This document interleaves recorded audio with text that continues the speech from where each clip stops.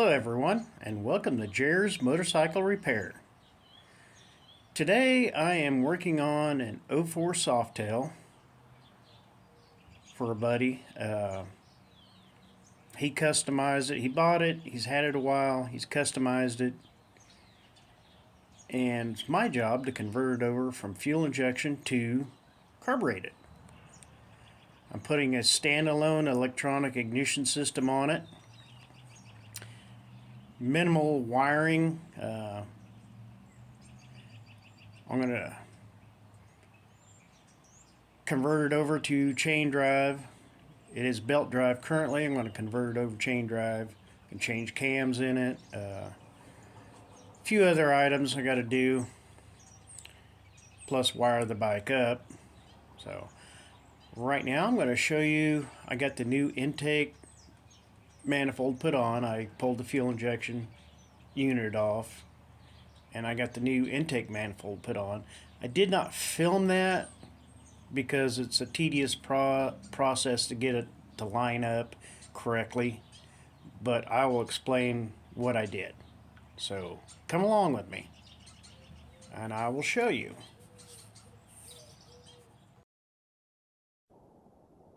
Alright everybody, we're going to start on this project. Is need to take the fuel injection unit off because we're going to put a carburetor on it. So to get this off, there are 4 bolts. See if you can see. One there, one over there, 2 on the back side.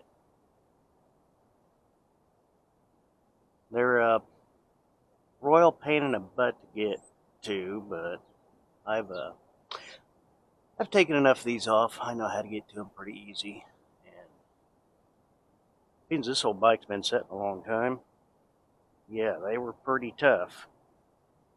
I'll take you around to the back side here and show you where the other ones are at. Let's see. The other one, save. It's right here where my finger's pointing at. It's where the other 2 are at. One on each side. And we'll pull this off. I already got these all loosened up. All I gotta do is pull them out. Pull the front bolts out, and the injection unit will come out.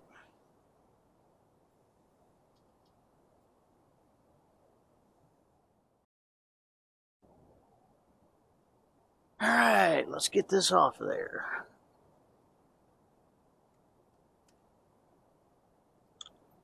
One bolt. Here's the other one. And there it is. I'm going to have to reuse these flanges. I don't know if he ordered new flanges or not. I'll have to look through the kit and see. But now we got that off, I can get the new intake on. And they're marked F for front, R for rear. So if you ever take these off, pay attention. You got an F and you got an R. It makes a difference.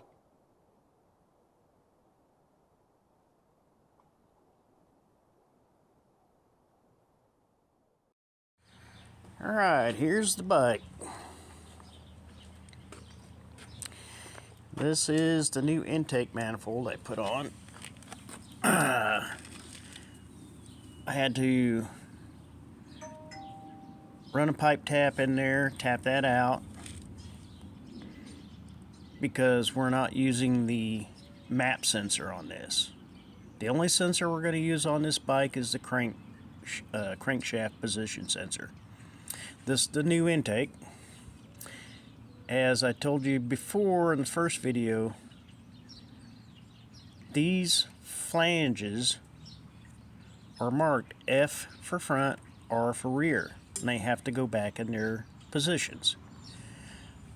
I loosely mounted everything up here, did not tighten all these bolts down, everything was loose.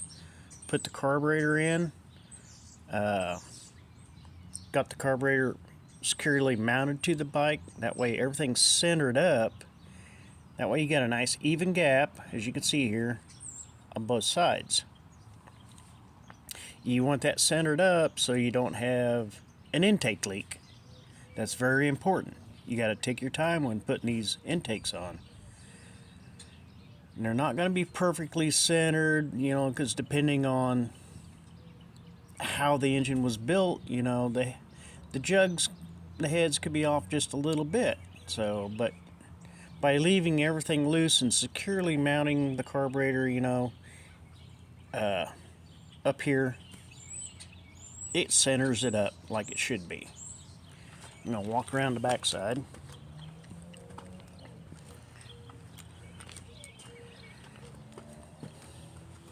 And if you can see in here,